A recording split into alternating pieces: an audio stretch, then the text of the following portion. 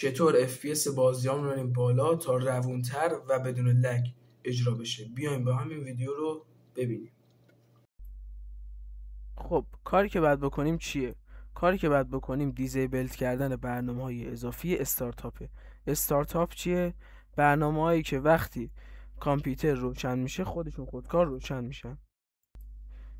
خب برای رفتن توی استارتاپ باید روی آیکون ویندوز راست کلیک کنید و گزینه تاسک منیجر رو انتخاب کنید.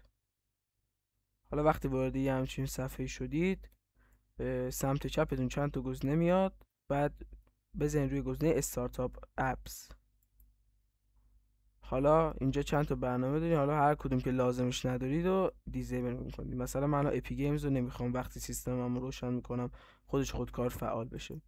اینجا روش راست کلیک میکنم و دیزیبلش میکنم. هر تعداد برنامه که خواستیم توی اصلا همش رو بزنید دیزیبل. خب بریم برای بخش دوم. خب دومین کاری که باید بکنید چیه؟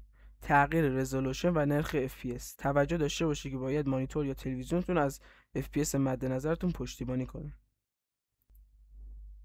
خب تغییر رزولوشن که من توی یکی از شورت ویدیوهام یاد دادم. اگه دوست دارید برید نگاه کنید. لینکش رو این بالا براتون میذارم. خب برای تغییر نرخ FPS وارد تنظیمات میشیم و وقت وارد تنظیمات شدیم روی گزینه دیسپلی کلیک میکنیم.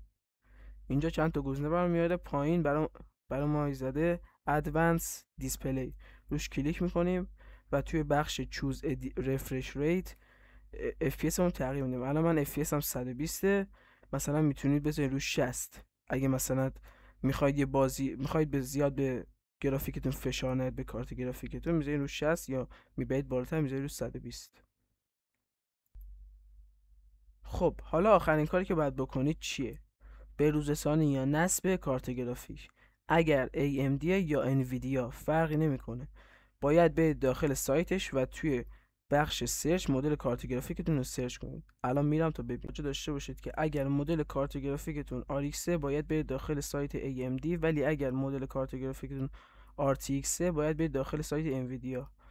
و وقتی رفتید وارد سایت NVIDIA توی این قسمت مدل کارت گرافیکتون رو وارد کنید. برای من نمیاد، ولی شما باید برید توی این قسمت مدل کارت گرافیکتون رو وارد کنید و درایوش رو دانلود کنید.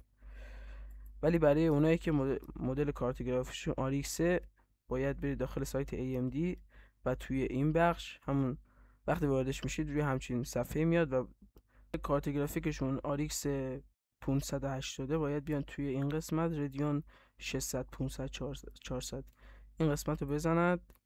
بعد بیان روی قسمت پروداکت لاین بزنن روی RX 500 سیریز.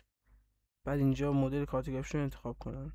مثلا من الان RX 580 ولی 590 بهتر و بهروزتره، بعد اون رو انتخاب کنید.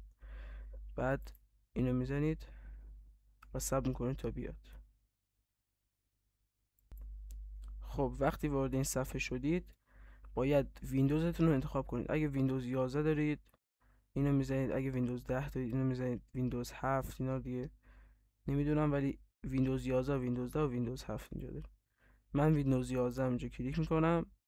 بعد این فایل رو دانلود کنید. اگر فایل رو ندارید که دانلودش میکنید، اگر هم دارید بعد اگه آپدیت نیست بعد آپدیتش کنید. حالا شما آپدیت کنید دیگه بهتره براتون دیگه، راحت ترید دیگه. آپدیت میکنید. بعد وقتی وارد